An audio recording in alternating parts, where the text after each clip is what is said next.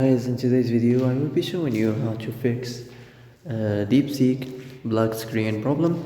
So the answer is easy. So first thing, go to the settings and then scroll down to the apps section and then go to the search and search Deepseek. Next, go to the storage, and here as you see you will find this clear cache option. Click on it. Now you can go check it if it worked, and if it didn't you can try to restart your phone or turn the Wi-Fi off and on, or the Bluetooth or the airplane mode. Also you can try to clear data, but be careful. If you clear data, all the Deepseek's data will be deleted. This includes all files, the settings, the accounts, the databases, etc.